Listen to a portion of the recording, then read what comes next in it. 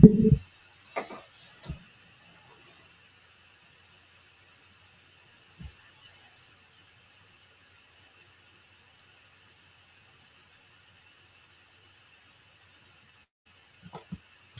good evening, I'm Jonathan Higgins. And I'm Rich Carlson. And we are the Scanner Guys, and we're actually live in one location.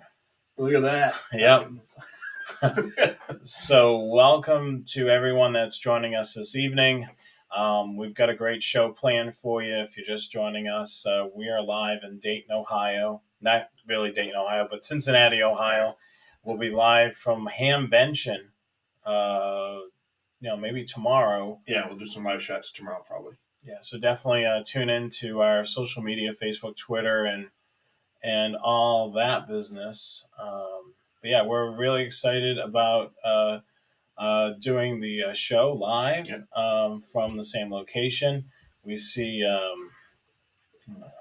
bunch of check-ins already. Bunch of check-ins. Yeah, we won't have anything to sell, right. So it's just meet and greet with us. We'll be able to say hello to you. We may have some stuff to give away, possibly. We may have a limited edition of these koozies to be able to put your cold beverage in. There you go. Look at that. Keep my soda nice and chilly. Nice and chilly. But yeah, welcome to the show. In case you're just joining us, we're typically on Monday, on this night, the third night of the month, we're typically on Train Aficionado Live. Train Aficionado Live will be broadcasting tomorrow night at 7 p.m. Eastern Time. So definitely tune in for a special live show. We're actually going to be trackside broadcasting, so you'll be able to listen to us talk, and of course we'll show off some trains that are going by. We'll probably be live for about an hour trackside, or as long as the battery lasts on your iPad. So we're looking forward to that. Plenty of check-ins tonight. Let's dive into some of our slides. We'll do that right now. So let's take a look at the presentation tonight. So it's the Scanner Guys with Rich and myself. We want to thank you, the viewers, for watching the show each and every week. You can shop the merch store, which is the scannerguyshow.com. You can purchase one of these shirts right on the website. This is the limited edition Dayton 2022 Hamvention shirt. Yeah. You can also... I take up the whole camera there. Yeah, you can also use our affiliate link down below for ordering your scanner products. And special thanks to Scanner Master. And you can give them a call or shop their website, scannermaster.com.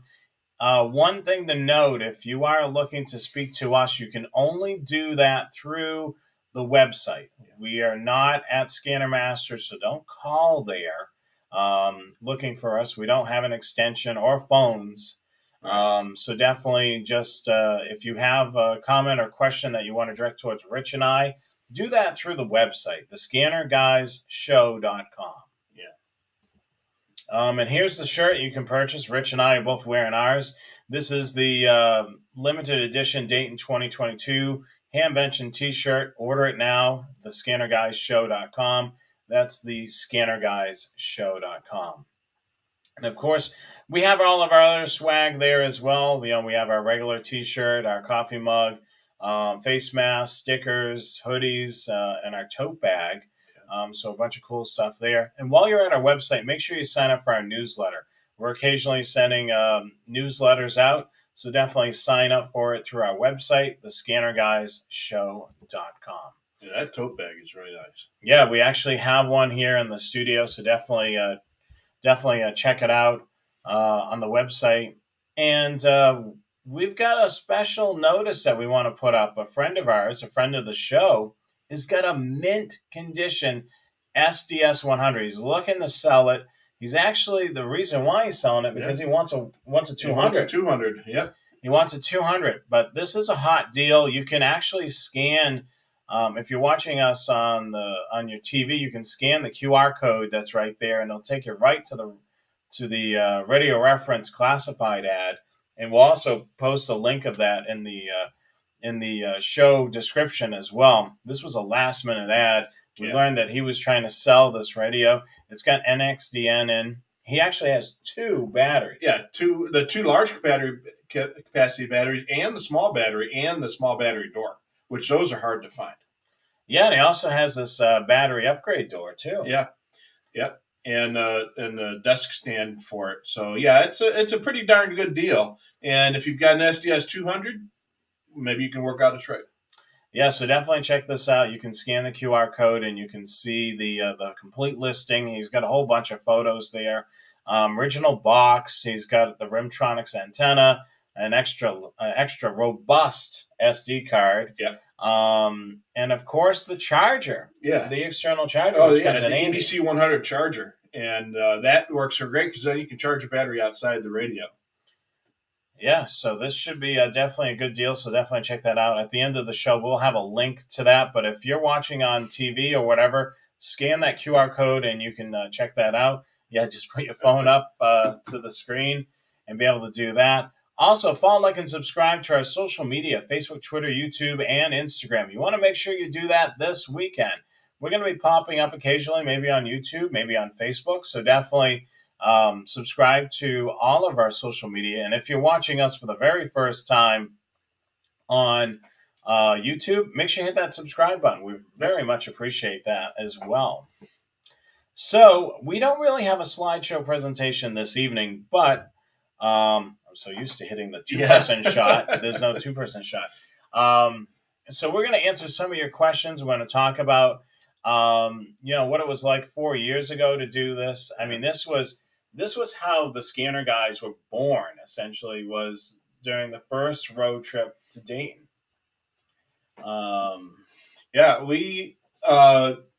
flew out to Boston, and he was going to pick me up in Boston and got diverted to Albany and picked me up in Albany. And then on the entire drive from there all the way to Dayton, we're doing live shots from the phone. He's driving, and I'm holding the phone and my arm was getting tired after 10 or 15 minutes. Yeah. And we're doing live shots at 70 miles an hour down the freeway and talking about the SDS 100, which was brand new, hadn't even been introduced officially yet. People knew about it because they were talking about it on the forums and such. And we got permission from the power that be, or the power that was, I guess. Our friend Paul, who unfortunately has passed on since then, to display it. And we had yours and mine. Yeah. And people were able to hold it and caress it and play with it. And, we had a great time in that. We had hundreds of people coming to the booth looking at that. Yeah, I mean, there was a lot of people. I mean, even the competition, Whistler Wendy came over and looked at it. I mean, she's no longer with Whistler, but she did come over and look at it. Yeah, we're actually looking forward to being at Dayton, because this was the last time that we were together was in Dayton. Yeah. And we hope to be able to bring that experience to you live, and of course post some photos of the booth. So if you're not able to be at the Hamvention, certainly watch our social media channels. We're going to try to bring it to you as much as we can.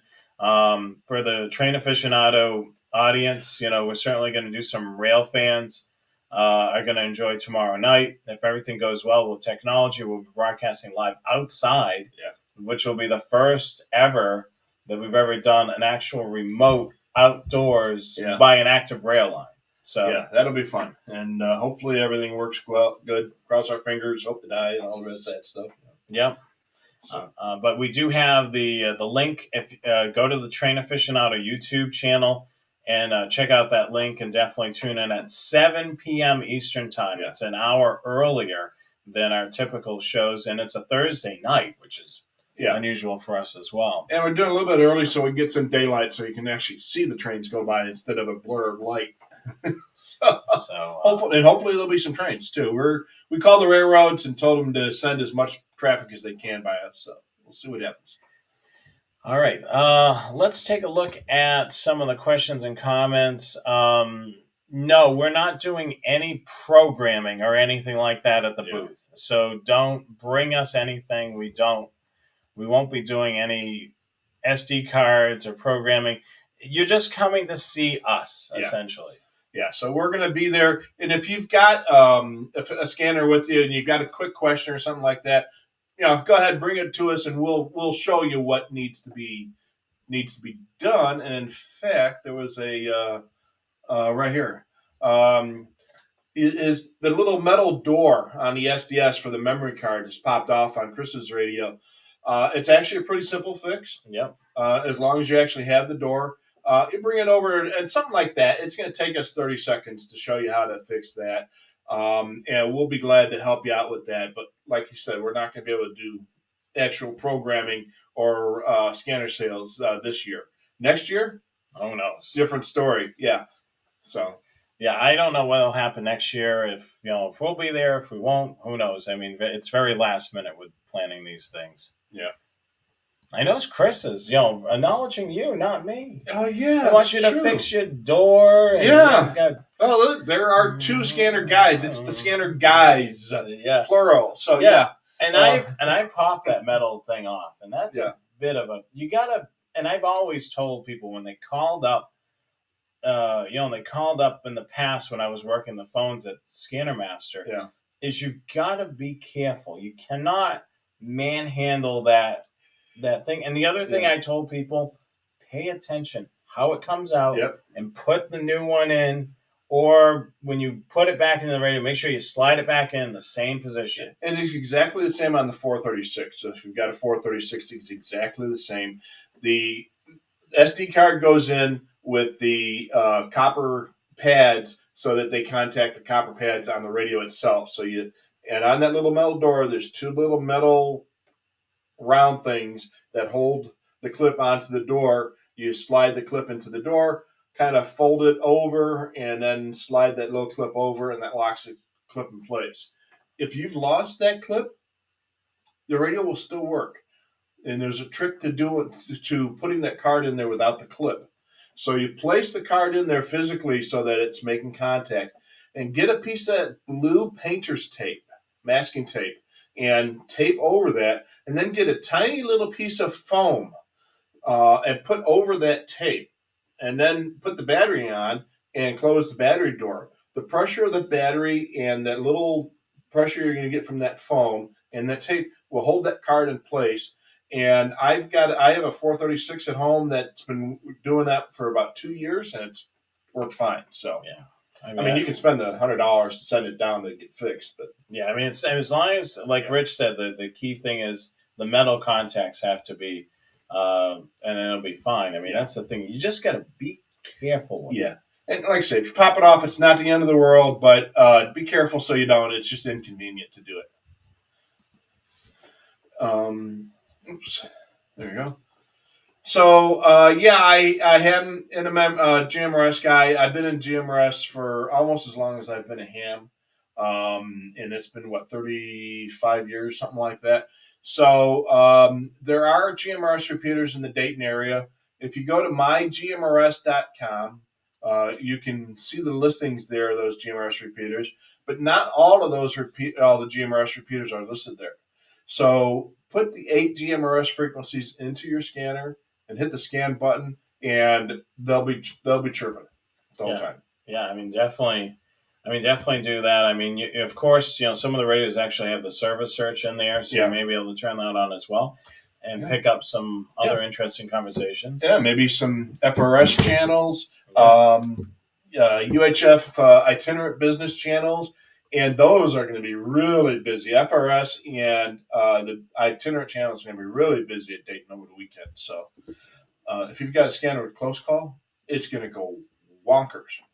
Yeah, everybody's using radios and what such. Yeah, absolutely. Got another question from... you want me to do it? Yeah, there we go. Okay. All right, there we go. Audiobooks says he's got a 125, and he had a previous content. He's got a 125. Of course, we can't go a show without talking about the 125. Yes, that's for sure. By the way, has the 125 been discontinued? Joe Bearcat can verify, probably not. So the 125, his radio is showing up all channels locked out. So when you buy a 125 or another what we call clean slate scanner, they have to be programmed first with channels. And if you already have programmed it for channels and you're still getting it locked out, there's two things that can be going on. Number one, all the channels in that particular bank could be locked out or unprogrammed. So you're going to have to program some channels into it or change it to another bank. If they are locked out, just press the hold button and scroll through the channels until you find the channel that you want, and then press the lockout button, and that will unlock it. And just go through and unlock any of your channels. What was I going to mention? There's something I was going to mention during the show.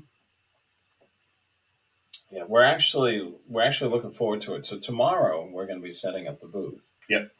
So we're going to travel out there, set up the booth, and then we hope to get in, get out, relatively quickly, and then we're going to go. We're going to go rail fanning. I mean, you're hankering Micro Center. Oh, I got to go to Micro Center. We don't have Micro Center out by me, and I miss it terribly. Yeah, so Micro Center, we're going to make a trip there, which is going to be awesome. And then we'll probably do some lunch somewhere, and then we'll head trackside for the afternoon show. So that's going to be exciting. So we may have a show tomorrow morning from the booth that kind of give you guys a behind-the-scenes look. Yeah.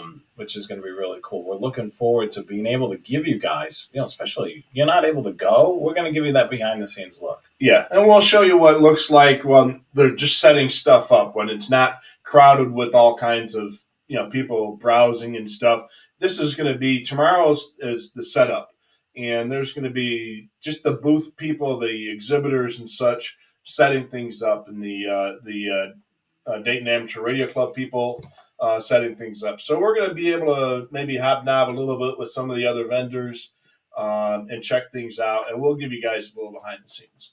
Yeah, so let's give you the lay of the land here. So this is what the Dayton Hamvention property looks like when it goes ham. So we're in building 3. As you can see there, the blue outlining building 3. So there's several buildings here. So make sure you bring some comfortable shoes and be careful of the motorized scooters. Oh, you're going to see more motorized scooters at this event than you ever see at a Walmart. And sometimes it looks like a race. Yeah, and it does get kind of crazy. And they literally have traffic cops out there directing the scooters. Yes, there'll be several motorized scooters, so be on the lookout for that.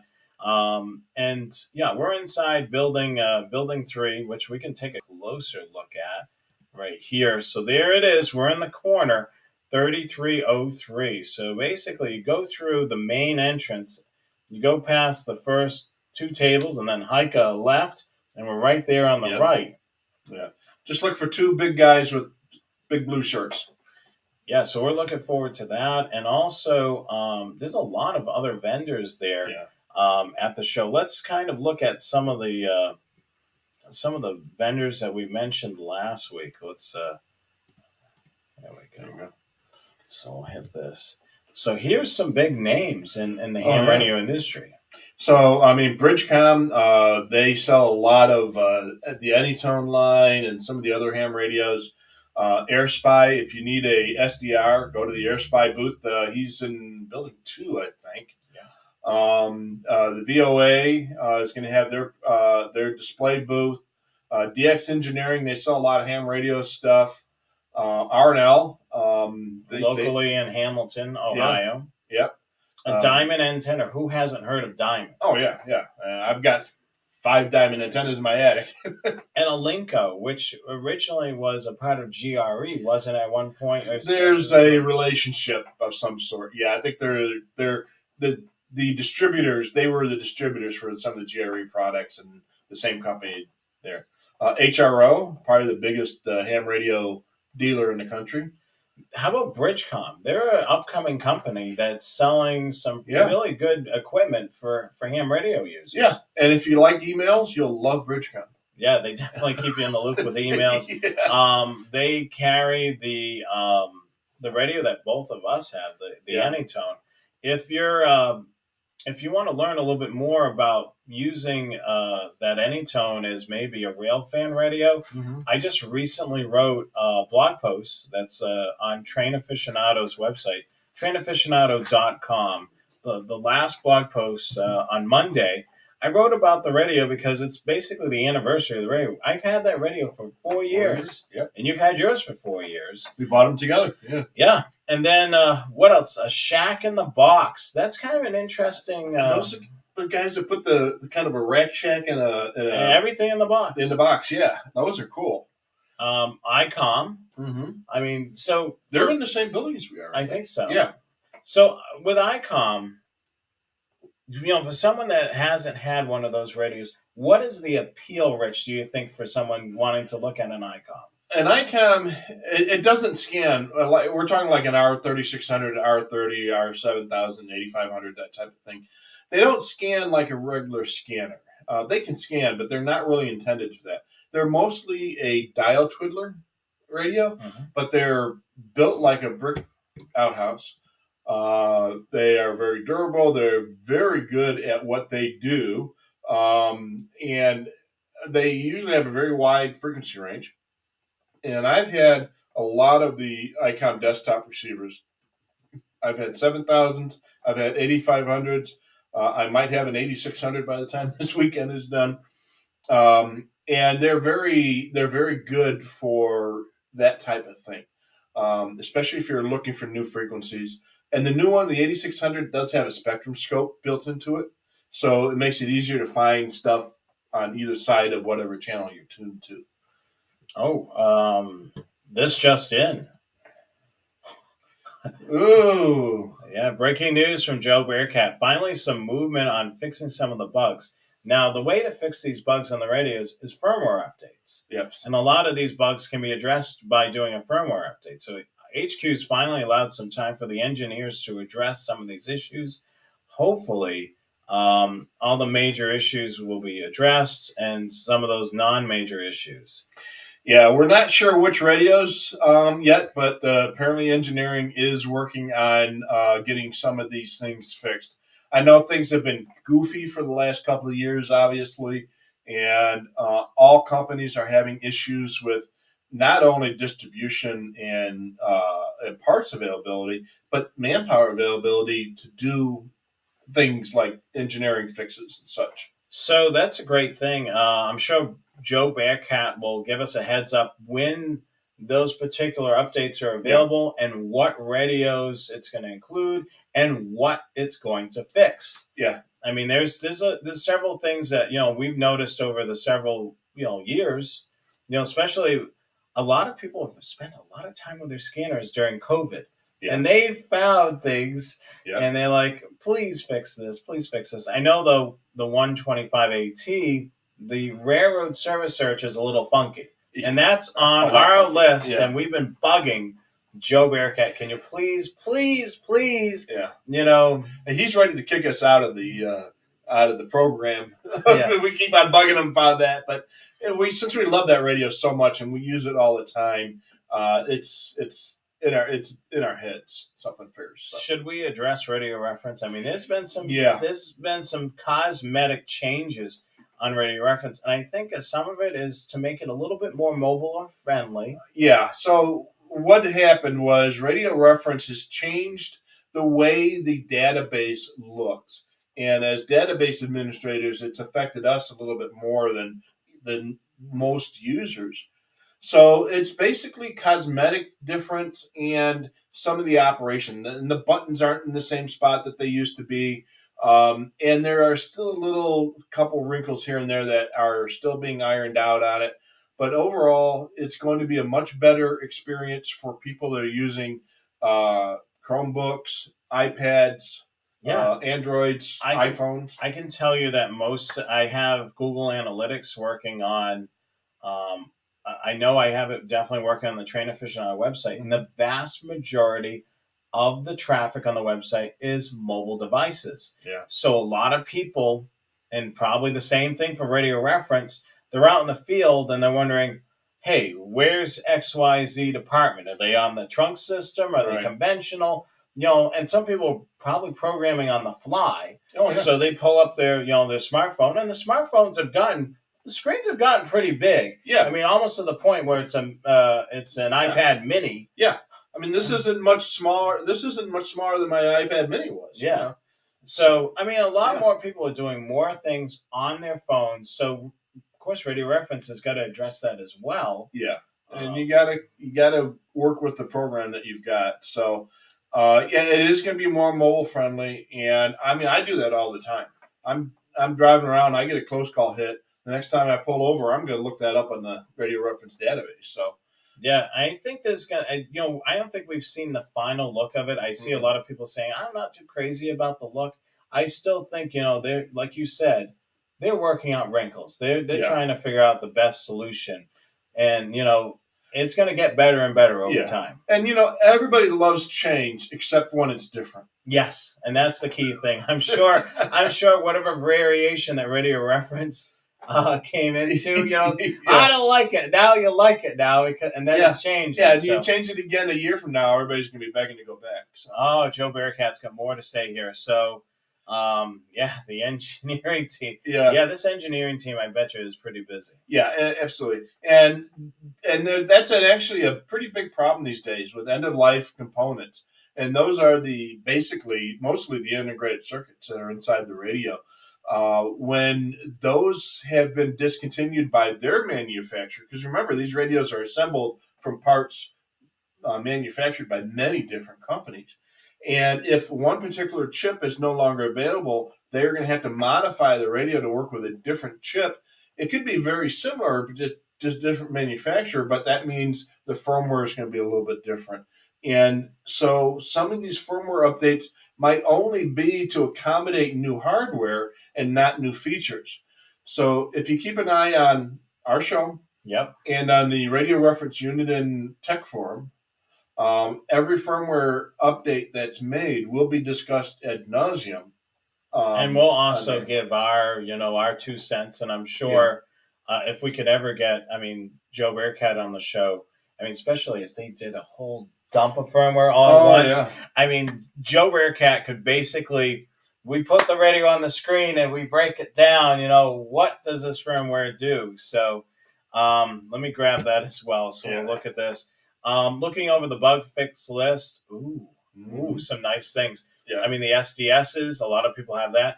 The 436 and 536, granted, they're older radios, but they're still workhorses. My 536 is my favorite scanner now. Yeah. I've got 536s over here. So I've got half a dozen. You got half a dozen. Yeah.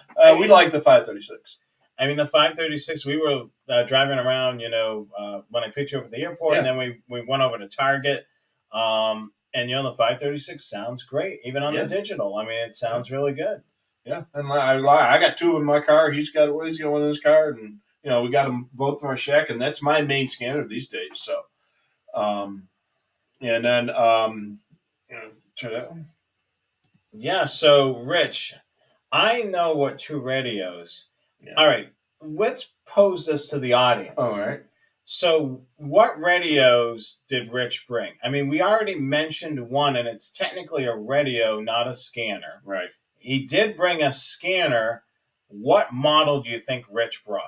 All right. First correct answer in the comments will get a shout out here. So there's 2 radios. One is a scanner, and the other one's a radio. Right. And let's see. While we're waiting on that, what else do we have here? Okay. An old school Walkman. Does it have the cassette? To be able to put the cassette in? Yeah, boy, it's been a long time since I've had a Walkman. I don't even carry an iPod. And now that is.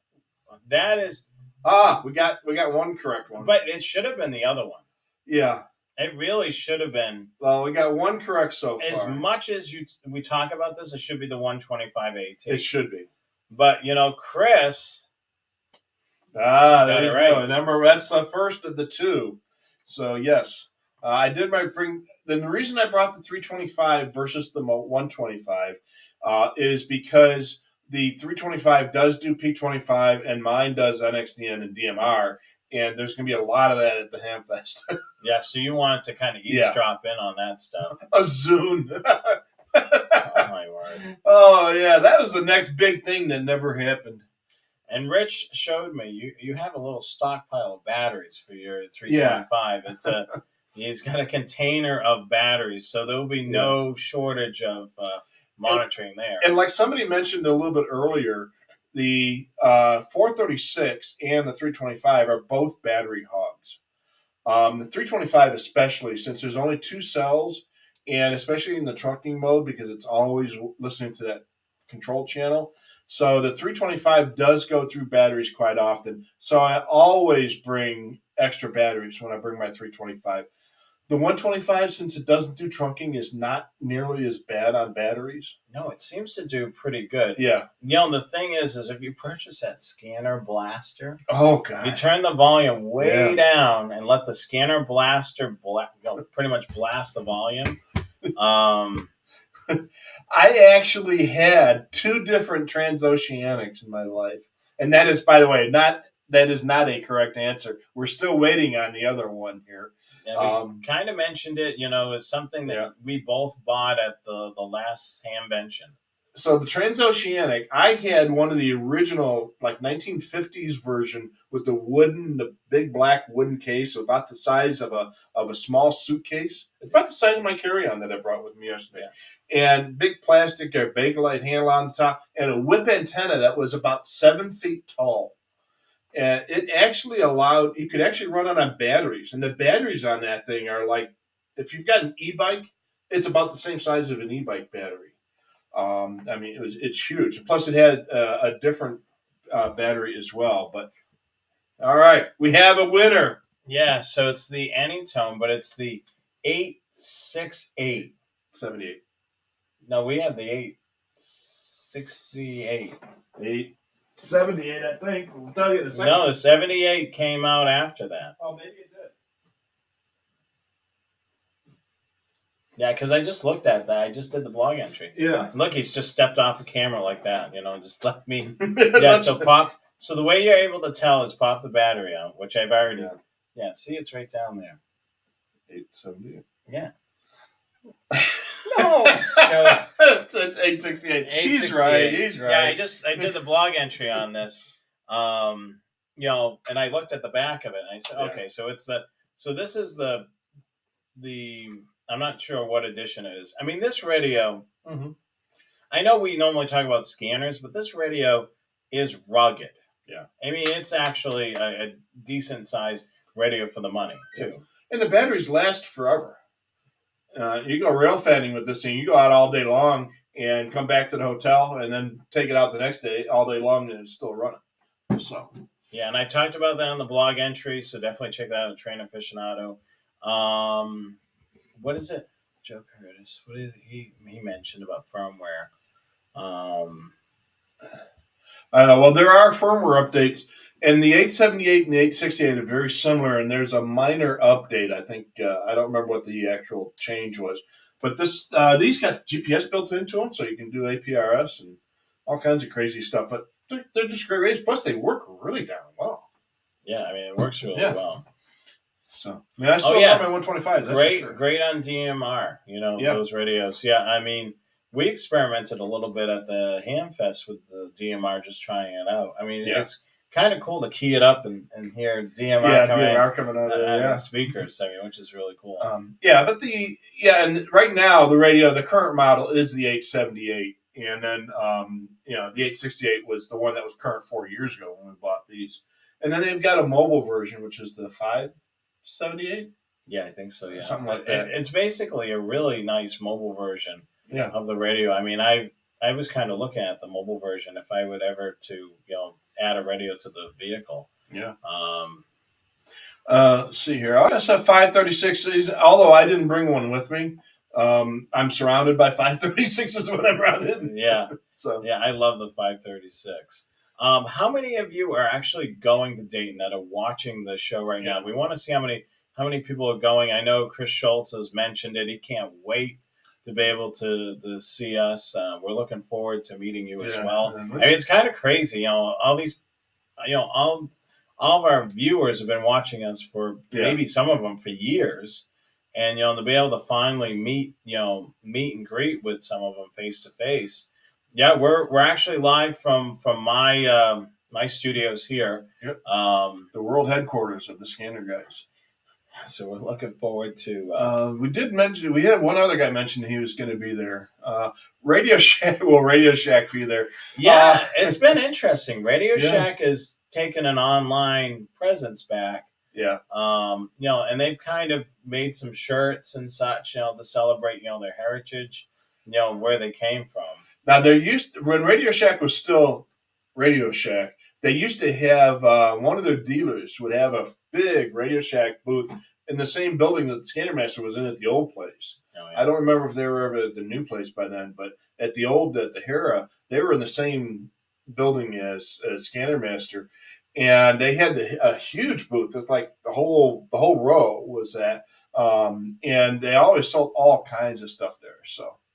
Well, it used to, that used to be, your local place to be able to buy connectors, some basic antennas, and even your local store to be able to walk in and be able to listen to a scanner. What else is there? Charlie's going to be there, so. Oh, cool! So he's from Baltimore, so he's making I'm guessing a little bit of a road trip. Yeah. That's 8-hour drive, I think, something like that. Yeah, down to Southern Ohio. So Jonathan gets some love from Chris. Oh, thanks. Yeah, we're really excited to meet you all. Let me just see what else we've got here. Anybody else commenting? So certainly post your questions and comments. In the chat now if you're watching us live. Yeah, the new. Maybe I'll be there. Yeah, a couple of maybes there, and one will be. That's good. Yeah, I read that the newer mobile AnyTone will now do air and aviation. Yeah, that's one of the reasons why that might one of those might be coming home with me, because I can use it. To listen to aviation. Obviously, it's not going to transmit on aviation. Sorry, could you say that again? Oh, shut up, Siri. But yeah, I mean, that's the thing with. I don't know what you tripped her up. I don't know. Yeah. Hey, Siri, shut up.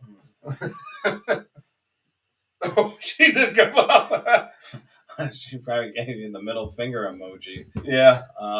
Another John is going to be there too. So. Fry's Electronics. We had 2 Fry's in the Phoenix area and one in the Chicago area. When I was out in Las Vegas, and that was, before it kind of taken the down. Yeah.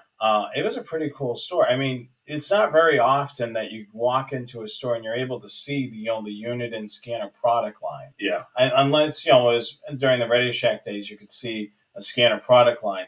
But other than, a few key stores such as, a lot of you from Massachusetts, You Do It Electronics is one of those classic stores. But nowadays, you don't walk into a store and see like the whole scanner product line. You'll go into a Walmart and you occasionally see the low end, Whistler scanner, or occasionally maybe a 125 AT. Yeah, they had like the 1025.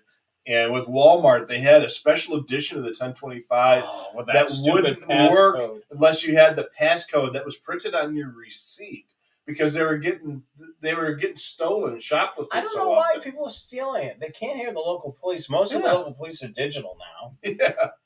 Yeah, You Do It rocks. Yeah, they now as long as you're talking about old scanner stores in the Chicago area, we had several scanner stores. We had a place up in Toohey Avenue, which was owned by a good friend of mine back at the time, called Command Post. And there was a shop out in a town called Hoffman Estates called SCC Electronics. And they had all kinds of scanners and accessories and stuff back in the days when that was still, a big thing. And that was a lot of fun. And then remember, are you old enough to remember Olson Electronics? No, see, and basically You Do It Electronics was the store, for me. I would go in there, and of course my dad can testify, I went in there drooling over the radios. Yeah. I mean, that's where, my 780 probably came from. Yeah. And the interesting thing about You Do It Electronics, Scanner Master has got a history with them. Mm-hmm. So originally, when Scanner Master was started by the owner of the company, Richard Barnett, he actually started making directories, books, and he made a directory for Massachusetts during the blizzard of '78. Mm-hmm. And that's basically how Scanner Master came to life. It was originally books, and then that's how you actually became to know Rich. Yeah. He called me out of the blue and asked, he wanted to, he left me a message on my answering machine. Yeah. Oh, this We is had back then. dating. Yeah. Dating yourself. Yeah. And so I called him back, and I'd never heard of him, but I've heard of Scanner Master, but I'd never heard of him before. And he asked if I was interested in working on a book for the Chicago area.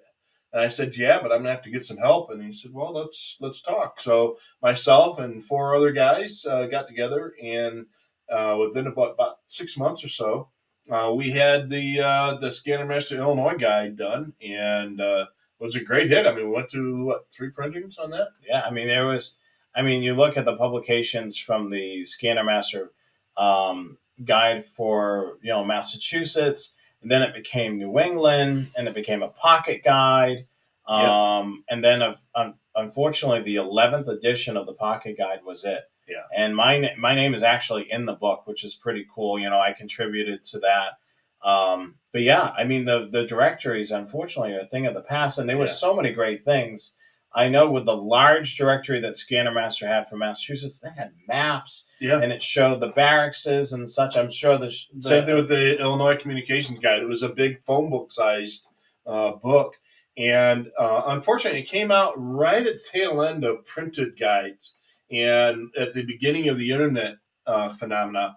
And the internet pretty much killed most of the printed guides. I mean, look what happened to Police Call. And the Scanner Master guides, and those were pretty much the Bibles for people to do scanner for scanner information. And then the internet came along, and that pretty much took care of all the printed stuff. Well, the thing is a lot of people have held on to these directories because there's still some valuable information. Yeah, especially with those maps, and then to be able to kind of do some research of some of the highway departments now are using the frequencies that the police or the fire department used to use. So a lot of this data, it kind of has some history. Yeah. So a lot of towns will have the police and or the fire department have switched over to the regional trunking systems, and they that freed up the old police channel or the old fire channel, but they still had the repeaters and all the receiver sites and all the connectivity, and they didn't want it to go to waste. So Public Works just said, yeah, we need new radios, and hey, you can have our old ones, and they're more than happy with that. Yeah. So, and even if it's not all the infrastructure, a lot of it is still usable quite a bit. So, yeah. So this is a good question. So when these firmware editions come out, if you've got, NXDN or DMR or Pro Voice on your unit and radio, it doesn't mean that you need to reinstall it. Basically, that is in the radio. As long as you do the firmware properly, you shouldn't have an issue. But and he bought software. Now, the software is different than the firmware. The firmware is embedded in the radio, and once you install it, it's there. The software is done on your computer, installed on your computer, and you use that to program the radio. So if you've got Arc XT Pro, you have that for life. And any updates to the Arc software for that particular radio that comes out will be free, and you do not need to pay for it again, forever. The only thing that I can't stress enough is the product keys for activating that software. You want to make sure that you put that in a safe place, email it to yourself, print it off, do whatever it's like your password to be able to get into that software. The other great thing, like Rich said, you own the software for life. So for example, you buy a brand new laptop computer. You can install that software on the brand new computer and continue programming your radios. I mean, there's some of us out there that have the software for the 780. Yeah. And it still works. And this still works. I mean, of course, you'll have to do something about a COM port. Yeah. Because that's way back in the day. But, but as for other things, you need to definitely keep your keys in a safe place. And if you're looking to buy the ARC software for whatever scanner it is that you've got, I always suggest this to people when I was working the phones and whenever anybody asks, is always buy the software as a download. Instant gratification. And there's a lot of reasons why you want that other than buying the CD. Number one, you don't have to wait for the CD to arrive or the thumb drive as it comes in now. And so you get to use it right now. We'll email you the product key. And if you ever lose that product key, you can just call us or call Scanner Master. Yeah, don't call us. We don't have the keys. Call Scanner Master, and they will email you the keys back to you. It's cheaper because you don't have to pay shipping for the media. And the other thing too, when we used to have it on CD, and of course now the updated thumb drive. Yeah. If there's a new edition that comes out, guess what? You got to download it again. Yeah.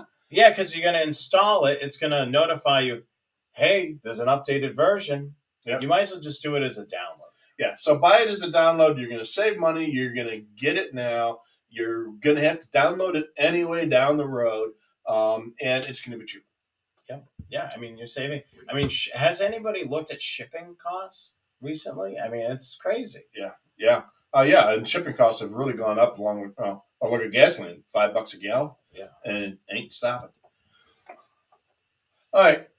Close call is what close call is. The radio is looking for a strong signal. It's above a certain noise floor level. And when it receives that very strong signal, I mean, it has to be close. That's why they call it close call. Yeah, kind of like if Rich was using this radio and we've got a scanner on close call, because we're in close proximity as things fall down all over the studio. That's why we put caps on our bottles. And so let's say we're using this and we key the microphone. My neighbor's got a scanner and they got it on close call. More likely, they're going to get a close call hit. Right. If I'm, a couple miles away and I'm using that radio that's got a little bit more power, they may or may not, depending on the strength of that signal. Yeah. And there's a good rule of thumb. Basically, a portable radio, if you can see it, you'll get a close call hit on it. On a mobile radio, if you can throw a rock that far, you're going to get a close call hit on it. On a base station radio, if you're in the right time zone, you're going to, maybe not the right time zone, but within a mile or so of it, you're going to get a close call hit. And the whole idea is that it ignores all the routine traffic and it's looking for something that's really strong in your area. I typically have a radio in my car doing nothing but close call. You go into a shopping plaza and just go bonkers. Walk around the shopping mall with a 125 on close call. Every little boutique store, the girls with the little portable radios and the headsets and earphones and stuff, and the security guards walking around, and the maintenance people, and sometimes they have wireless microphones here and there. It's pretty cool. It's a lot of fun to listen to that stuff. And I tell you what, I have a lot more fun with the search than I do with listening to the content. We don't own Scanner Master. No, we actually, for the most part, Rich is basically fully retired from Scanner Master. Right. My role at Scanner Master is basically occasionally when you see those email blasts that go out, I handle that. And then I basically handle the social media, any posts that you see. Other than that, occasionally things on the website. I don't work the phones anymore. I did for over a decade. Answer the phones at Scanner Master. I did for 7 years. Yeah, I mean, it was a long time. Yeah. I remember when Rich's dad was working there pretty much full time. Not this Rich, the other Rich. Rich Barnett, and many of you probably spoken to him. His name is Sumner. He was the older fellow. I've worked there. The company's been there for 40 years, and I forgot. I've been with the company over God, what is this? Over 10 years. Yeah, at least. Yeah, I mean it's probably 12 or 13 years now. But yeah, I mean, it's weird, so if you call, you're not going to be able to talk to one of us. No. So what we got some comments. Let's take a look at that. This one here? Yeah, let's look at that one. All right. Let's see here. Do you remember this one in Quincy? What is this? Custom TV? No, I don't Right know. next door was a Radio Shack, so. No, I'm not. Oh, it's not Quincy. It's Quincy, right? Yeah, Quincy. Yeah. Quincy, Mass. See, in Illinois, we have a city like that, too. It's Quincy. Yeah, I've never been to this place many moons ago. Wow, that's cool. Yeah. And what's this other question? Yeah, let's look at Jim's. So you'll be doing a live stream on YouTube anytime. It's tomorrow. Okay, so we're planning on, if all goes well. Now, this is technology out in the field. Yeah. Now, I'm basically, when we stream here, we're hard lined in to the internet. Anything can go wrong when we're out when we're outside. Yeah. And we're using cellular. So 7 p.m. Eastern time, we will be live on the Train Aficionado YouTube channel. And we may actually broadcast on the Facebook page as well as a simulcast. So you'll be able to catch us in both places more than likely. With any luck, we should be live. And then we'll stay live as long as the battery power allows. And as long as weather conditions is another factor we got to consider. So what we're going to do is we're going to set up, Rich has got an iPad. We're actually going to connect up a microphone so you'll be able to hear us. And then we may actually pop in one of our iPhones as a second camera. So when a train goes by, we can show you the train going by. So this is going to be kind of a cool experience for us. But yeah. Ooh, good question from John. That's a good one. We've talked about this before. This one? Oh, yeah, you've talked about this. There's a plethora of stuff for scanner enthusiasts at Dayton. There are going to be, now obviously you're not going to be able to buy it at the Scanner Master booth this year, but there are going to be accessories, antennas. Oh God, if you want cords, antenna, adapters or connectors, you're going to find every combination you can dream of. Coax cable, speakers. Yeah, we bought speakers the last time we were there. All kinds of, basically, if they don't have it there, they probably isn't made, and you probably don't want it anyway. And then antennas too, like we mentioned. Diamond antenna is going to be there, so you'll be able to look for some interesting, unique antennas. You may actually find some antennas that are tuned to a specific band. Yeah, and they might be a band that you're monitoring. Like AirSpy is one that's going to have, if you're trying to get into that portion of scanning. Yeah, absolutely. This is a good question that actually comes up quite often when we were working the phones. So Sentinel updates, there are 3 different updates done through Sentinel for the Sentinel Sentinel radios. And they're talking home patrols, SDSs, and X36s. The first one is the database, and that's the big one. Everybody wants to update the database. And the thing that we tell people with the database, I've updated in the software, but for whatever reason, I'm not able to hear it in the scanner. The thing is, you need to write that database to the scanner. How many calls have we got? I've updated it on the computer. Yeah. It's done. The computer says May 14th, but the radio still says March 12th. And why am I not hearing? They just moved to this frequency. It shows in the database. Yeah. It's the reason you need to write. That's right. So when you do the database update in Sentinel, then you have to go into Sentinel and select write to radio or upload to radio, whatever the terminology is. And that actually copies it from your computer over to your scanner. The second thing, and the second most important thing to update, is the radio firmware. And that's what we were talking about a little bit earlier. On the Sentinel radios, again, the home patrols, the SDSs, and the X36s, you do these firmware updates through Sentinel. And what that does is it checks the firmware on your radio. It checks the internet to see if there's a new version of the firmware. If there is, it will automatically download that firmware and copy it to your radio. And that one will automatically write it to your radio. And then all you do is just unplug the cable from your radio, and it'll update the firmware will update to your radio. So one tip. Yes. When you're running, of course, a portable radio, you want to make sure, you do the reboot. Yeah. If you don't have enough battery power, you basically do a manual, press the power button, shut it down, and let it reboot while it's connected.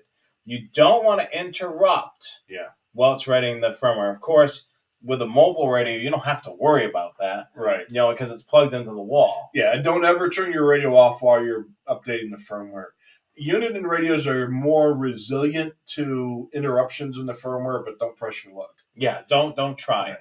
And the third update with Sentinel, which is something that a lot of people forget about, is Sentinel itself. So there is a version number for Sentinel itself. It's, I don't know, 2.0, 2.01 or something like that. I don't know, whatever the current software itself. And when you do a database update, Sentinel will also check to see if there's a new version of Sentinel itself. And if there is, it will update. It'll prompt you that, hey, there's a new version of Sentinel. Let's update ourselves. And then that'll be, that'll be updating the actual software, which doesn't affect your radio. It just affects the software on your computer. So, all right, what's the next one, my friend? All right, here's a question here. NP antenna, it's great from 600, 900. I haven't heard of them personally. NP antenna? I haven't heard of it either. There's a lot of good antenna companies out there. Obviously, Diamond is probably one of the biggest names. Comet, Tram, Smiley, DPD. I mean, there's a lot of antenna companies out there, and a lot of people have their own favorites. Their personal favorites. So, like, some antennas work better than others, depending on your location and what you're monitoring. Yeah. Because one antenna works great for me doesn't mean it's going to work great for you, depending on terrain and what type of systems you're monitoring. You could be monitoring a lot of 800. So that Rimtronics antenna works the best for you. Right. I could be monitoring a lot of railroads, and I may look at a tuned antenna, something like a Smiley antenna, for that as well. So, and base station antennas, same thing.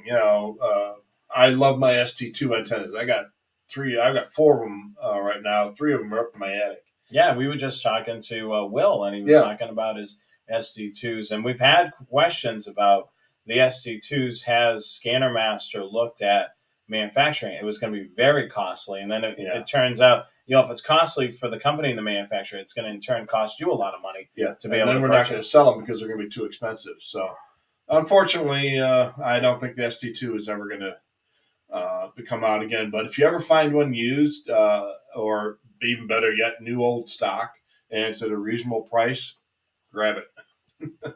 It's an interesting question. After 40 years of building the best scanner business, has Rich B ever talked about retiring with his family carrying on the business? As far as I know, the 2 sons, Rich has got 2 sons, and I don't believe they're active in the business whatsoever. As for, I don't know what's going to happen. I mean, I haven't spoken to, although that, we do this show live each and every week, I haven't spoken to Rich on the phone in at least a couple of years. Yeah. So I don't know what his plan is. We haven't heard anything.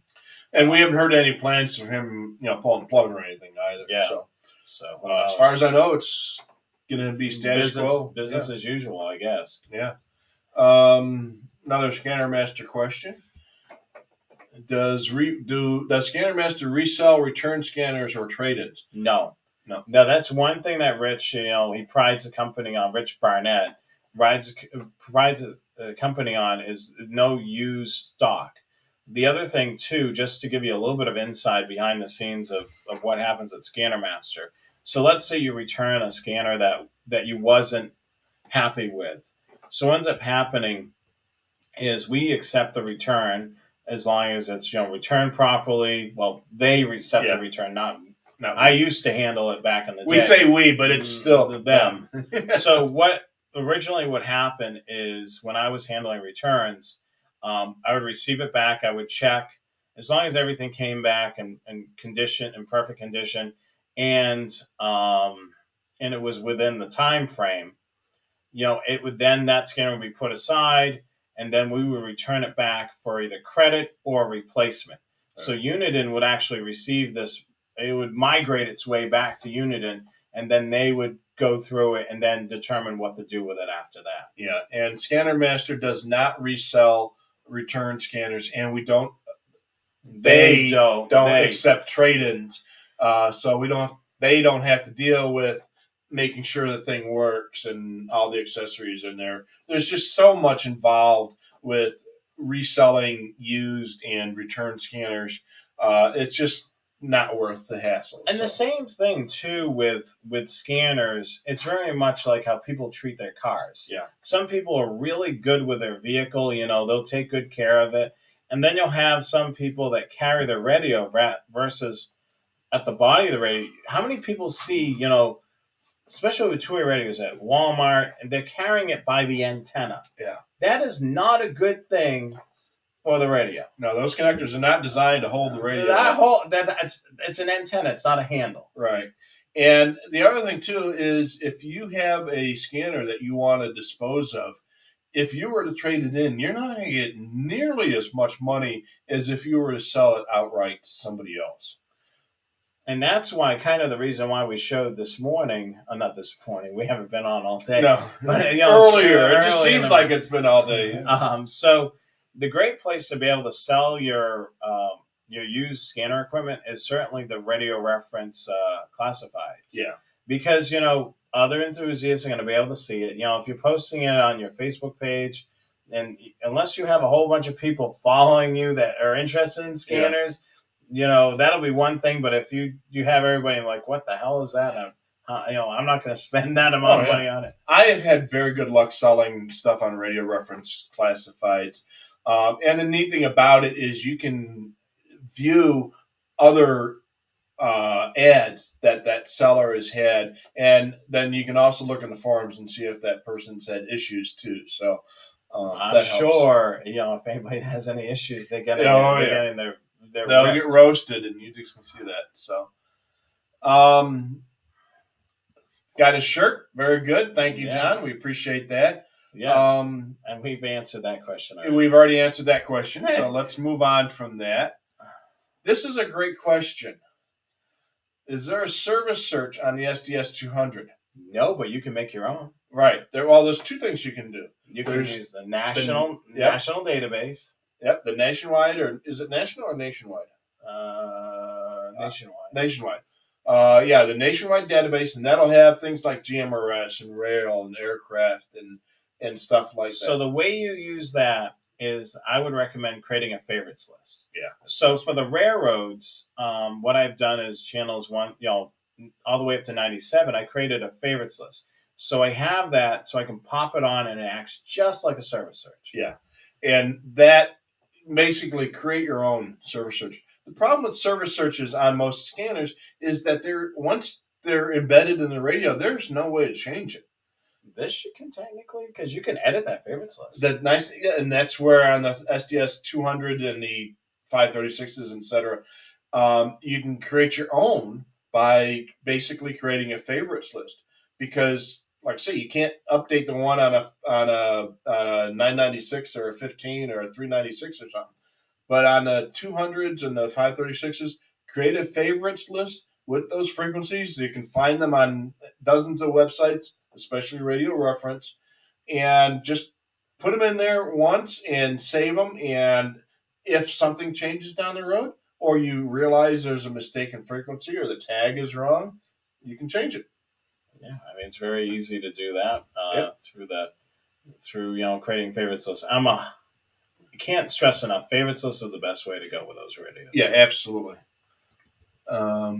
We had suggested smiley antennas a couple times in the past. Oh, you did the same thing, Joe. Yep.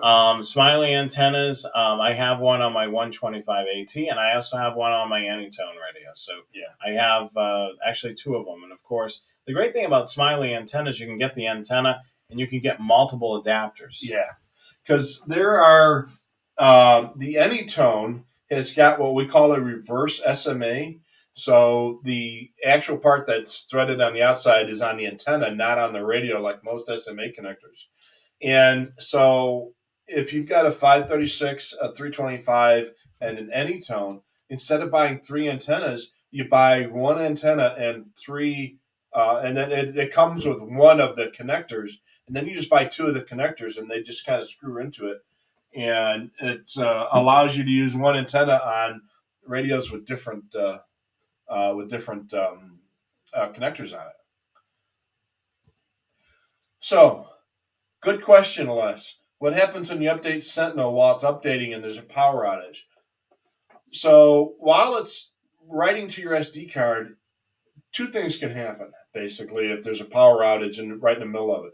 One thing, maybe nothing will happen. It might not update and it'll just go back to what it was, or maybe it has already finished. Well, you got to remember, so what ends up happening is it technically doesn't update until the radio reboots, until the scanner reboots. So currently, when you're sending it from the Sentinel software to the scanner, it's actually sending that file. Yeah, to the SD card. To the SD card. Right. And then it would be probably a fragment of the file, and it may not do anything. Yeah. Or it might corrupt the card. And if it corrupts the card, not a big deal. Yep, you reformat that card. Yeah. We actually, on Scanner Master's YouTube channel, there's actually a video for if your card gets corrupt, what to do. Yeah. So there is. And if you can't fix the card yourself and you don't want to go out and buy a new one and try to reprogram it yourself, call Scanner Master and they will sell you a brand new SD card, fully programmed, ready to rock and roll. And guess who developed that product? Yeah, we did. Yeah, the two of us, and then the competitors. Basically. Yeah, and everybody does it. You know, it's like, you know, it was probably one of the best products that we ever came up with. All right, so our friend Enrique lives in Colombia, if I recall correctly, and he has an SDS, and we recommended it to him. But we did tell him ahead of time that the database that's in the SDS radio is only good for the U.S. and Canada. So it won't work in Mexico, it won't work in Colombia or Costa Rica or the UK or anywhere else in the world except for the US and Canada. That's just the database part. The favorites lists will program, you program your local stuff into it just like you would program it for a favorites list here. You find out what the frequencies, and the frequencies they use in Colombia are probably quite a bit different than what they use here in the US. So the key thing with this is Butel software. Yeah. Butel software is going to allow you to be able to, for these particular radios with their ARC 536, you're going to be able to build a programming from scratch. So if you're working off a piece of paper, with sites, if it's a trunk system and talk groups, you can build that out. You have to have a little bit of knowledge of the radio systems that you're programming in. But yeah, you can still build, even though it's not listed in the database, you can still do stuff with, even in the United States. Yeah. There's some systems that are not listed on RadioReference. And maybe some of the stuff that are in those systems aren't listed. There might, so you take like here we're in Ohio, they have the MARC system, which is a big statewide system, thousands of channels, thousands of talk groups. There are a lot of stuff that just isn't in the RadioReference database, so you may not know about it. And if you know what those talk groups or those frequencies are, you can put those into a favorites list. Well, the thing is that we've talked to people that have maintained systems. We've talked to Dale, and we also talked to our friend down in I'm drawing a blank. Marshall. Oh yeah, Marshall. In the Carolinas. They both maintain trunk systems, and we've asked, are all the talk groups on RadioReference? With and of course they can't tell us which ones are missing, but they can confirm that not all those talk groups are listed. Yeah. So that's another way of modern day searching out, talk groups. It's the old school of doing the high low limits on the radio and looking for new frequencies. This way, you're hunting for talk groups that are not listed on RadioReference. And what I do on my regional trunking systems up by me is I will program the system and put it into ID search so that it will open up on any active talk group on that system. And as I've identified the talk groups, either through RadioReference or through my own notes, I'll lock that talk group out. So eventually, the only talk groups that pop up are the ones that I don't know about yet. They don't have an alpha tag. And then no alpha tag. And when I see that, hey, that's something new. And I'm going to write down what's going on. And you're going to listen to that and figure out who it is, where they are. Yep. And guess what I'm going to do with it next? You're going to eventually submit it to RadioReference. You the betcha. other thing you're using as a tool with some of these trunk systems, they actually have a little bit of a numbering scheme. Yeah. And sometimes that can be a tattletale thing, unless, the radio maintainer randomly drew a number out of a hat. Yeah, most people who do programming on radio systems, the creation programming, not the listening programming, are usually relatively organized. So they'll start with the police department talk groups at 1001 and go through to 1020. And then fire department talk groups are going to start at 2001 and go to 2020. And the water department is going to start at 3001. And, so you're going to, if you see in the database 2001, 2002, 2003, 2005, and then all of a sudden you get 2004 showing up, said, I'll bet you it's the same guys that used 2003 and 2005. And we just have to figure out what they call that channel. Yeah, and what, maybe it's a numbering scheme that each town has that highway, you're going to figure out what highway department it belongs to. Right. It's maybe by the numbering scheme, okay, it's a highway department. Right. But who is the town that's using it? And there's another thing you can do, and this might be a little more towards the advanced guys, is if you have unit IDs turned on your radio, and you can start copying down some unit IDs, or if you're using software that records them, you can compare that to unit IDs that are active on other ones. So if you look at unit ID number 74, and it's always showing up on Police Department North, and all of a sudden you see unit ID 74 and it's on a new channel that you've never heard about, I'll bet you that's probably a Police North car-to-car channel or tech channel or something. The cool thing about radio IDs is the dispatch consoles. Yeah. Once you get, used to having those IDs, you're going to be able to tell that they're using a different dispatch console because it'll come up on the radio, because typically it'll show when they key up. If you start keeping track of it, you're going to, okay, they're at a different console tonight because that ID is coming up versus the other one. Let's see here. Patrick is having some issues with ArcXT Pro. So every time he starts it, he uninstalls and reinstalling it and puts the keys in. So, Patrick, one of the things I would suggest to you is make sure that you're installing it from the download from either the Scanner Master or the Butel website. Directly.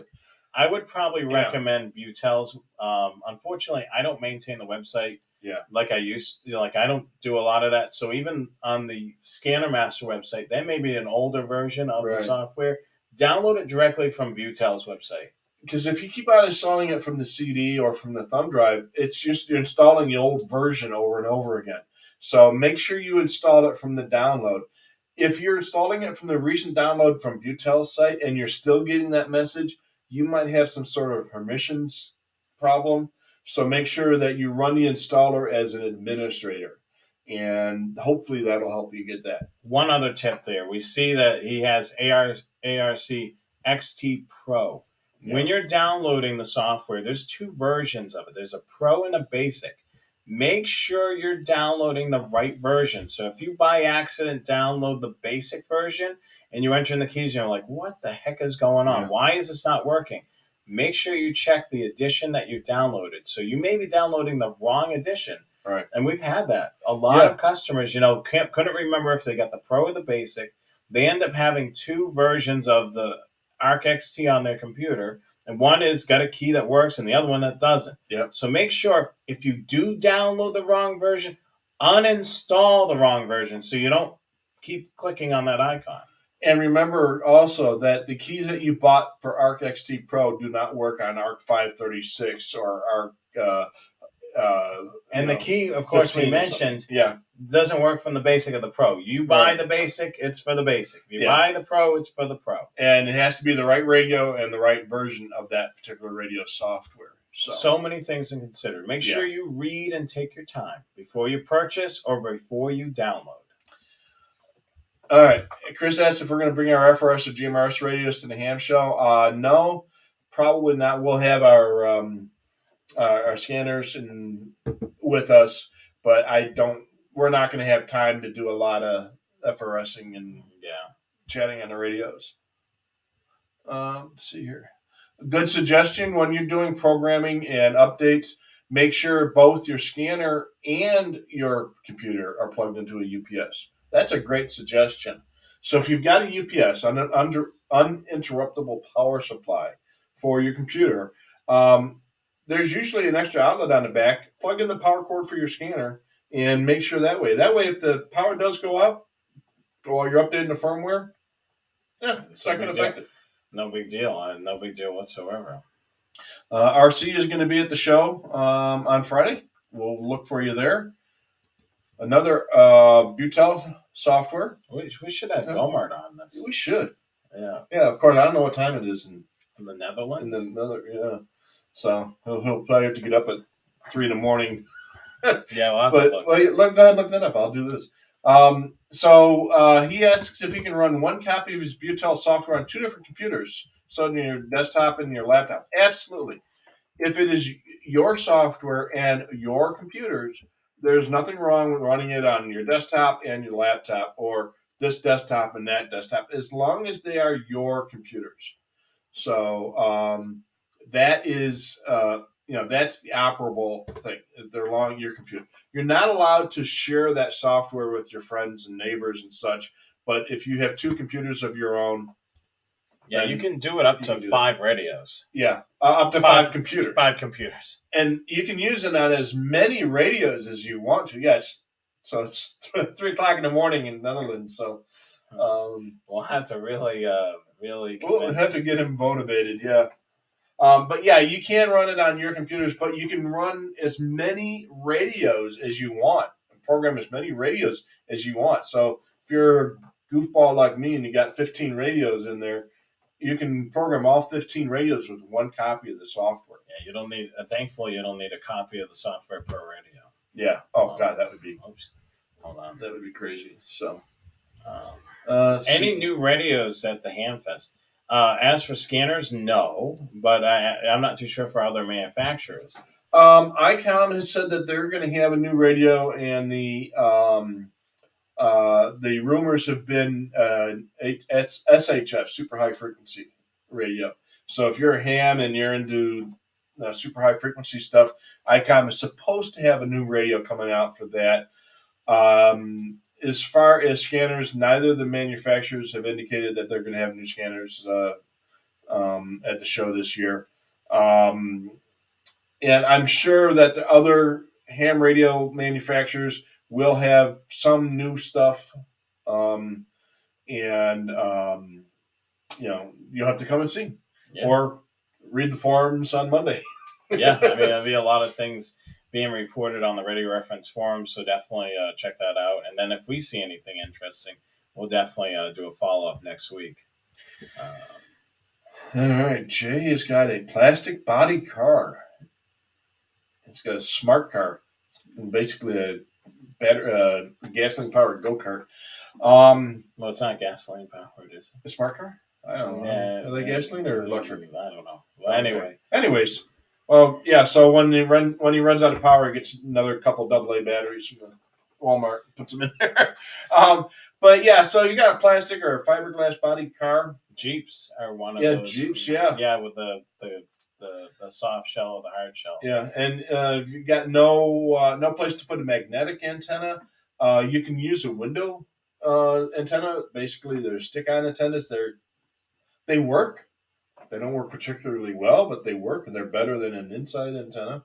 Yeah, you definitely don't want to just use the rubber duck antenna if it's portable, or the telescoping in the car. I mean, you want to get it away from the engine, because that creates a lot of interference. And a window antenna would probably be better than no antenna. Yeah, and I am thinking. There's I don't know if we saw them, if they saw them at Scanmaster or not anymore, but there's a company that makes these little clips that you roll your window down and you put this little clip on the window and it has a BNC connector on it, and you roll the window back up and it's got a cable that goes into the BNC connector on your scanner. So you use a rubber duck antenna outside the car, and that's more effective than having it inside the car. So that's something you can get one of those at Dayton. Yeah. So, yeah, let's get to this next yeah. one. Yes, you cannot do that. Right. Basically, it's the electronic serial number.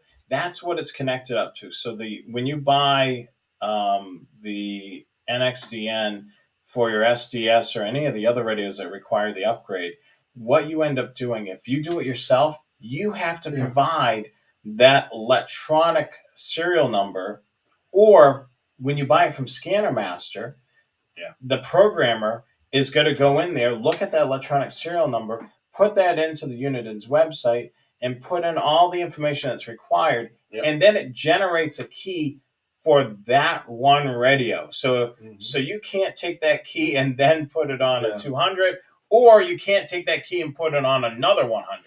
Right, and it's a automatically generated one-time code based on the ESN.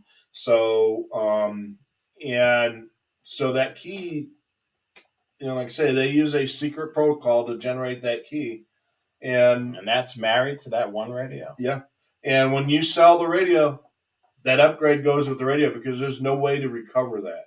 The good thing about it makes your radio more valuable. Yeah, oh yeah, absolutely. So if you're selling an SDS and it's got the DMR or the NXDN or the Pro Voice update, you can get more radio for it. Like our friend's radio that we posted about earlier. NXDN on his radio, and that makes the value go up a little bit because it's able to do that digital format. But you can't.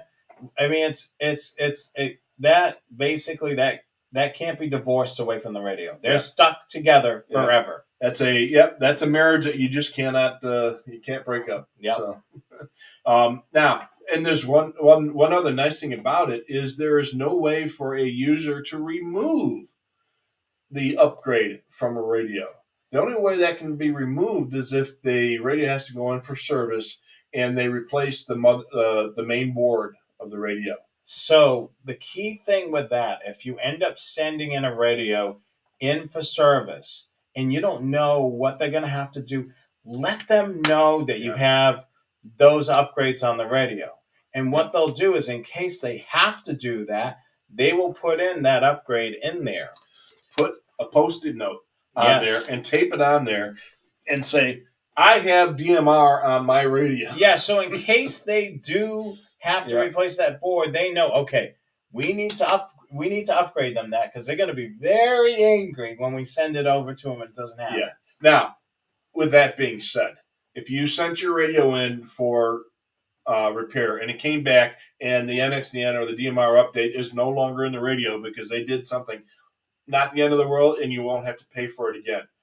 Go to myuniden.com if you bought the update directly through Uniden, and you can get that key again if you didn't write it down. So that's the only time you would ever need that key a second time, is if your radio went back for service and came back. Even if you update the firmware, even if you blank the radio or reset it to factory specs, it will not remove the NXDN, DMR, or Pro Voice updates. So we've gotten this question quite a bit. Is there any new scanners coming out anytime soon or at some point? Unfortunately, we do not have the Whistler rep or whoever's in charge watching the show, so we don't know on their camp. We do have Bearcat Joe that's an avid watcher. He is stating that there's something that should be coming out. It just didn't come out months ago because, as everybody's experienced, the supply chain issues. Yeah. And also he indicates that this is going to be a different model. It's not replacing a physical current model. So there's a whole bunch of hint here from Bearcat Joe. So hopefully we'll learn more about this when the supply chain issues recover. I mean, you think of it as a manufacturer. If you're having a hard time manufacturing SDSs, and you've got brand new Radio X, you're not going to stop production line to manufacture that. And then, okay, all these people are hungry for SDSs. Yeah. they're going to be like, where the hell's the SDS? And it's been a real a problem with not only coming up with parts and pieces of the radios, but the manpower to build them. And this whole pandemic thing has been a big problem worldwide, of course. And so the countries where these radios are built have been just as hard hit as the U.S., if not worse. So it's getting the manufacturing time, getting the parts, and those parts have got to be manufactured. So there's a whole lot of stuff. It isn't just the supply of the stuff; it's the supply of the people. So yeah, they can't use the parts needed for existing models. Very good. Yeah, I mean that's a lot of issues. Yeah, that's a huge thing. No, we're wearing the same shirt, but we're not wearing the same bottoms. I mean, we do have shorts on. Outdoor shorts, not that's short shorts. Not short shorts. Yeah. But yeah, I mean, that's the thing. I mean, Joe Bearcat mentions it. I mean, you've got to be able to supply, your current radios. Yeah. I mean, before you go and make new radios. I mean, unless you're going to be replacing them with a new model, which is not the case with this particular one. So, and what is this here? So he's hearing on YouTube that this generation's might be the last of the hobby due to so many things going to encrypted. Not necessarily. No. I mean, I think the hobby's evolving. Where you're getting a lot more people exploring aviation, exploring railroads, exploring maritime communication, exploring some of the odd things to monitor, like some DPWs or electric companies or things like the odd things. I mean, you've got people doing frequency hunts at shopping centers, which those radios are not encrypted. No, and there's a lot more to listen to than just the police. People buy police scanners because they want to listen to the police, but been there, done that. Bought the T-shirt. I never listen to the police. Rarely listen to the fire these days. And I'm listening to railroads. I'm listening to aviation. I listen to the marine channels because they use them like CB channels out by me. And I'm searching for new stuff. Schools is another thing. CB radio is another thing. I mean, it must be interesting now hearing some of the analog bus companies, Target stores. Yeah, not the analog, but the CB being an FM versus AM. Yeah. Oh, yeah. Now that and if you haven't heard this one. It's been sometime last year, I think the FCC came out with a new ruling that they're going to allow FM on CB band, the 27 megahertz CB band. So that's going to be interesting coming up. And that works so much better on scanners. The squelch on an FM transmission works much better. So I think that'll be a good thing for the scanner hobby to listen to CBs. And the other thing that you're noticing that I've seen, and it's happened in a couple of cases, is encryption has gotten turned off. Like a lot of public safety agencies want the transparency. I mean, like a perfect example is a town in Massachusetts. I can't think of the name of the Mansfield, Massachusetts. Mm-hmm. So there was a police chief that was in there that turned on encryption.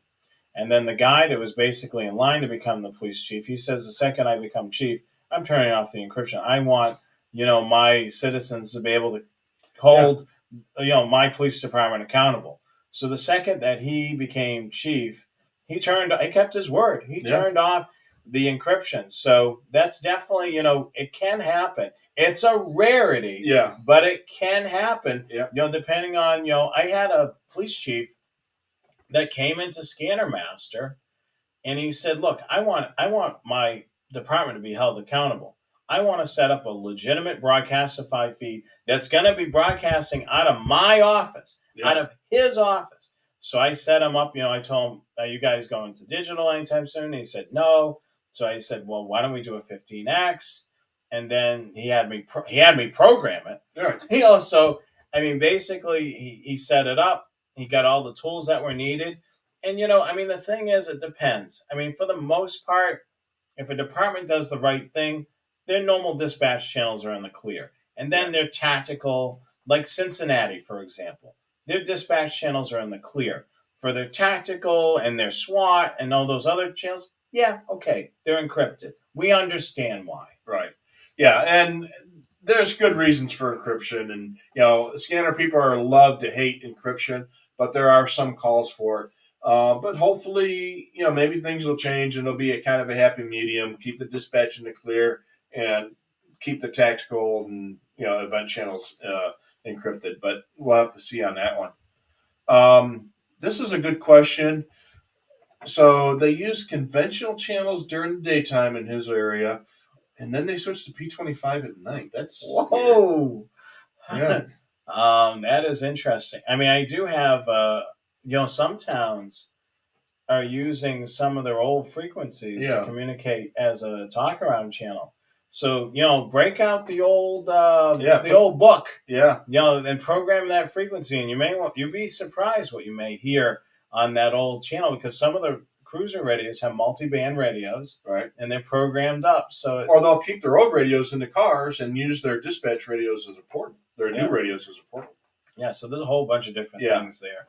But that is interesting. I haven't seen that. I know I've seen, some departments during the daytime, they run dispatch on their own office, and then at night it goes to the regional. I've seen that happen. That very well could be. Maybe they had their own dispatchers during the daytime, and at night they're dispatched by the sheriff, who uses P25. So that's a great point. Yeah, because the thing is, the department may be trying to figure out, okay, we're the most busiest during the day. Yeah. Let's try to dispatch things locally, and then at night we're not as busy, and we can save a little bit of money. Right. So there it is. So Chicago PD just went encrypted on one of its channels, and more to come. So yeah, that's exactly what's going on in Chicago. So I used to live in that area, and Chicago has always been a very fun place to listen to. But they've had a lot of issues with people getting on the radios that weren't supposed to be on the radio, and some other stuff. So the plan in Chicago is that they are building a citywide P25 system. The police channels will be encrypted. Chicago police are going to host a Broadcastify feed for their 13 zone channels, which are their dispatch channels. There will be a delay on those zone channels at some point. I don't know how long the delay is going to be. And if the stuff's hitting the fan, they will be able to turn that feed off if necessary. But they, for the main channels, there will be a Broadcastify feed hosted by the city of Chicago. So you would hope the reception's really good. I would hope so. Yeah, it's not going to be, buffering and all that. And often, if you take a look at Broadcastify, one of the Chicago PD zones or citywide channels are often the busiest feed channel. If they can't get that feed right, from their own facility, then there's then it's going to be an issue. So.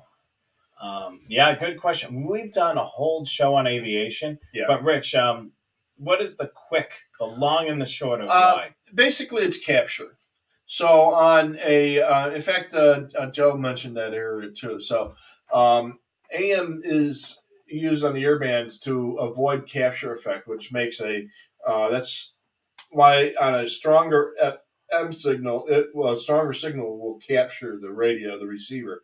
On an AM, you can usually kind of hear both. One might be a little stronger than the other, but if one airplane is talking and then another airplane keys up the mic at the same time, you can usually pick out both sets of traffic, especially if you're a professional.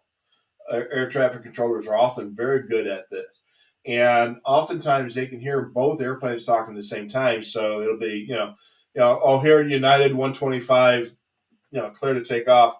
And then United 125 will come on, and then American 125 will come up. Well, was that for me? Well, the United guy is talking, and the air traffic controller can often hear United and American talking at the same time, and he'll say, "No, guys, it's for United, not for American." And because he was able to understand both, or at least most of both transmissions at the same time.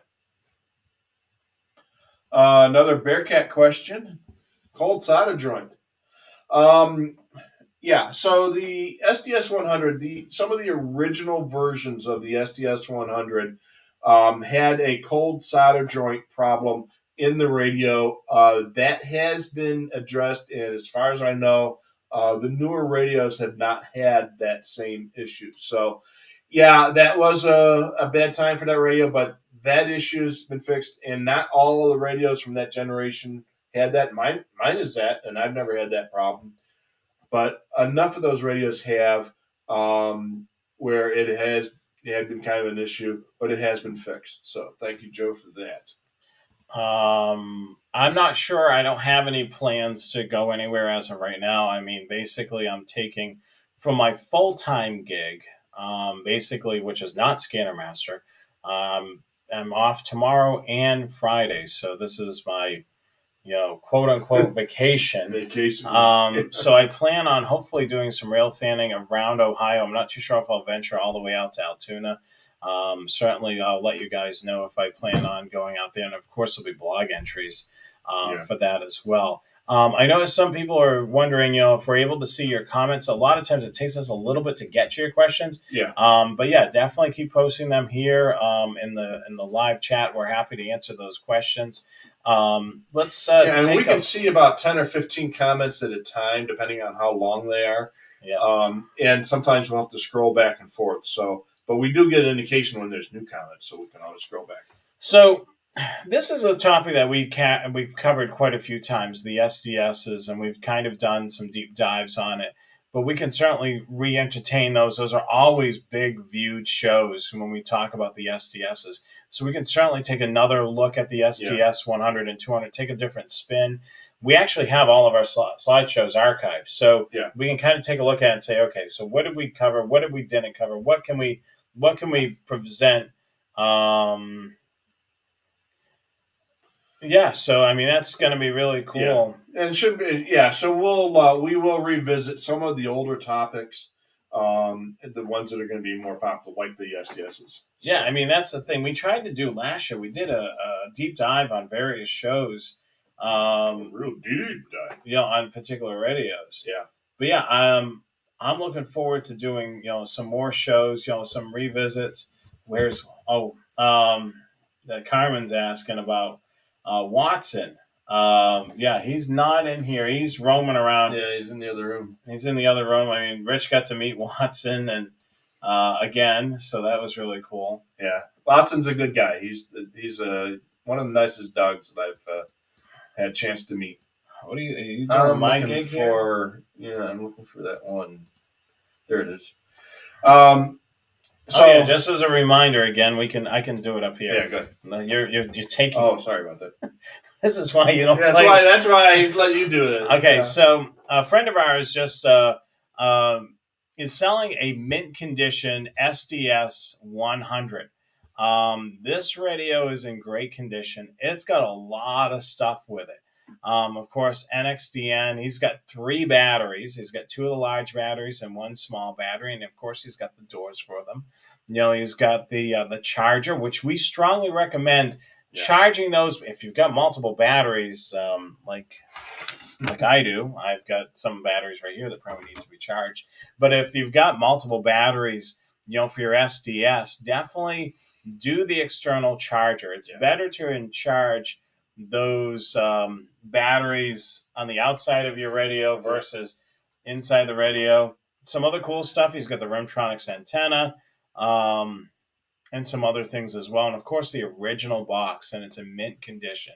You can actually scan this QR code on your phone or computer just by holding up your phone up to the thing, and it'll bring you to the website, which is listed on RadioReference on the classified. So definitely do that. So this is a really cool scanner to be able to take advantage of. It's used, but it's in mint condition. Yeah, and I know the guy personally, so I can vouch for him. Beginning of the broadcast posted, I need my SDS 100 fixed. So Uniden has some repair parts available at some times, but most of the repair parts are reserved for their repair personnel, especially now with parts being so hard to get. And it's not really cost effective for them to hold a lot of repair parts in stock because you never know who's going to need something kind of esoteric like the volume switch. It's kind of a unusual thing to go bad, and it's so they don't always have repair parts or all the repair parts available. I've bought a couple repair parts here and there. I bought a antenna jack for my 436. And I bought a few other parts here and there, but availability on repair parts are very spotty for all kinds of radios, not just the unit and scanners. Yeah, especially nowadays. So you may, I mean, if the radio is working to a degree, you may want to hold on to it and things start to normalize with supply chain issues, and then send it in after. Yeah, or if you're trying to buy the part yourself, if they don't have it now, they might have it next month. Give them a shot, but chances are they're going to have the parts they need to fix the radio when you send it in. Occasionally, if the radio is so far gone, they might replace it with a could have been one of the returns that we sent them back, or a refurb or something like that. But most of the time, they'll have the repair parts available. But who knows at this point? Yeah, so we get this question all the time, looking for a good quality mag mount antenna. Any recommendations? What I'm currently using on the truck is the Spectrum Force wideband antenna with mag mount and BNC. It's 17 inches tall. It's 12 feet of coax cable. Works really well. I mean, it's a good magnetic antenna for $20. It's sold by Scanner Master, but the thing is they're currently out of stock on it. Yeah. So they do have the SMA version of it. So if you're using a Home Patrol or an SMA related scanner, you could do that. But yeah, I mean, that's one of the antennas. There's so many antennas out there now. And if you're going to be at Dayton, there'll be dozens of them. Yeah, and the other thing too is if you're using it for railroads, you may want to look for one of those long VHF whips if you're able to put that on the vehicle to be able to pick up the railroad frequencies. Yeah, if it's not under warranty and it's, you may want to eventually upgrade the radio.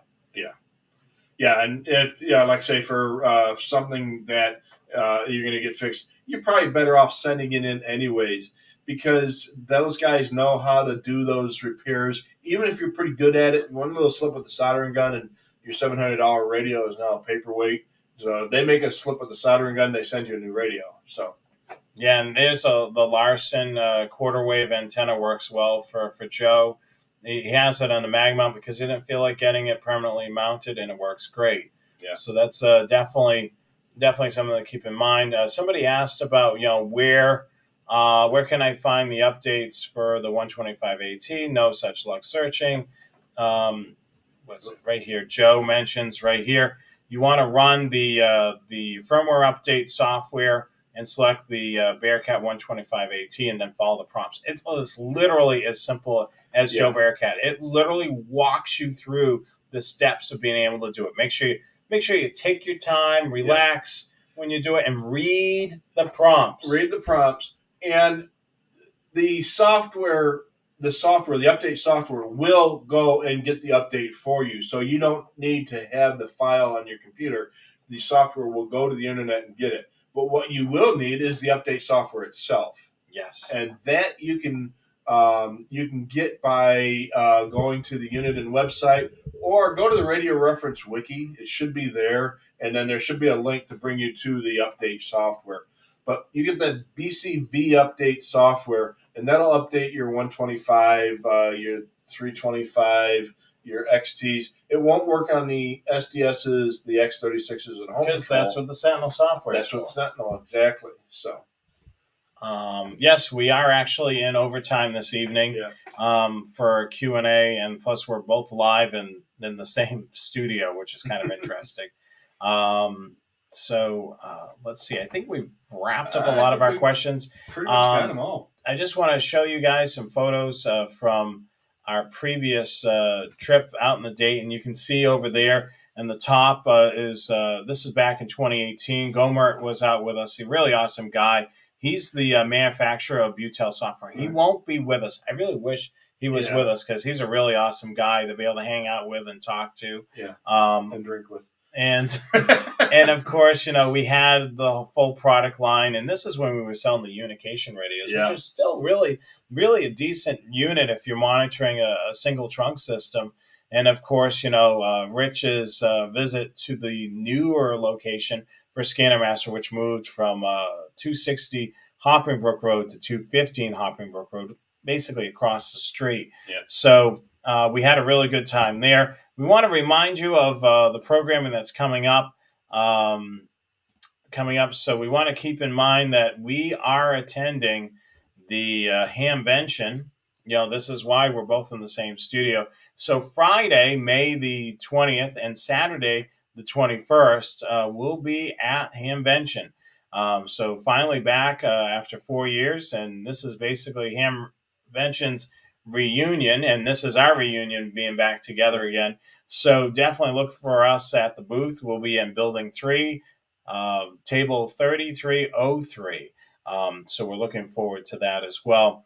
And if you haven't already, make sure you order your limited edition Dayton Hamvention t-shirt. And you can order that through our website, scannerguyshow.com.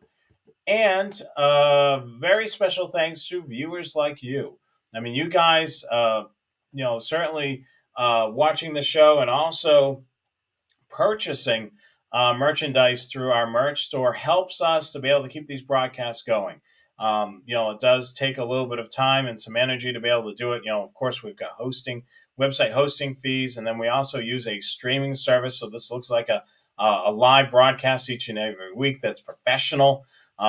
So we use that as well. And of course, these slideshows don't make themselves, that's for sure. So we appreciate, you shopping the merch store and also using our affiliate link, which is available in the description of each one of these videos. So you clicking that affiliate link and then purchasing your merchandise from Scanner Master, we get a small portion of that, and we appreciate that as well. I mean, we are happy that you guys are a part of our scanner family out there. So, Train Aficionado Live is not that far of a wait. Tomorrow, Thursday, May the 19th, 7 p.m. Eastern Time, 4 p.m. Pacific. Yes, it's a little bit early, but we want to capture those trains during the daytime. So we're actually going to be live trackside. So we're looking forward to that. And then make sure you follow us on our social media over there. Subscribe to the YouTube channel, Train Aficionado, if you haven't already. Also, check out our Facebook page, Twitter, YouTube, and Instagram. And check out the blog. I'm actually constantly working on new blog entries. They post each and every Monday. So definitely check out the Train Aficionado blog and visit it often. Scanner Guys will be back again for Wednesday, May the 25th. We're going to be doing the Scanner Guys Fan Shacks. We had a blast doing this show the last time. So the final Wednesday of the month, we'll be back again with the Scanner Guys, May the 25th, 8 p.m. Eastern Time, 5 p.m. Pacific. And then Train Aficionado Live will be back in its normal routine next month on the first and third Wednesday of the month. And of course, Scanner Guys second and fourth. So we're actually doing the show there. And also, don't forget, follow, like, and subscribe to our social media as well at the Scanner Guys. Facebook, Twitter, YouTube, and Instagram at the Scanner Guys. Check out the website, thescannerguyshow.com. You can check out our newsletter, sign up for it there, and also buy our swag on that website. So let's see. Any other questions? You want to do that one? This one here real quick. Yeah. Okay, so let's look at it. I'm sorry I missed everything this evening, but I heard some talk about the 125 AT software update. Any major changes to the software? Yeah. So basically, it's minor bug fixes from Joe Bearcat. So that's really the only thing that's happening with the 125. We're still working on him to get the railroad service search tags fixed, but there's issues up the food chain on that one. But it's just basically some minor bug fixes, and it might be some component updates as well. So I think that's it, my friend. I think that's it. So we're going to be on tomorrow, hopefully towards the morning. quick hit in Dayton at the Hamfest, and then tomorrow night, Thursday night, live trackside. So if you're not a watcher of Train Aficionado Live, definitely tune in. We're probably going to be sharing some stories, and then it's going to be a more relaxed type of format. And of course, you'll be able to rail fan with us virtually. Yeah. And then we may pop up occasionally throughout the weekend. So definitely keep an eye on our social media. That's why it's very important for you to subscribe to our social media.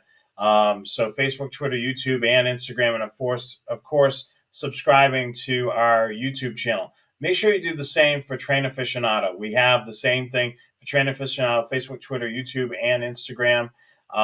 Hit the like button, subscribe to those as well. I mean, a lot of great stuff is coming up, so we're looking forward to that.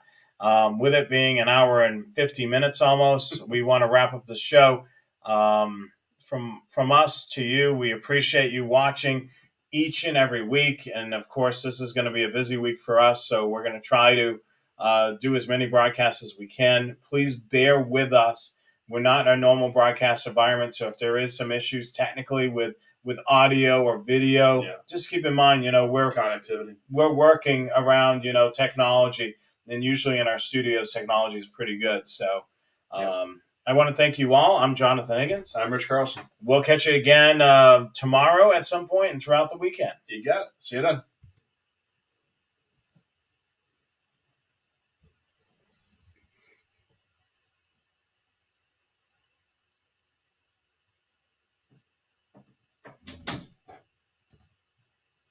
All right.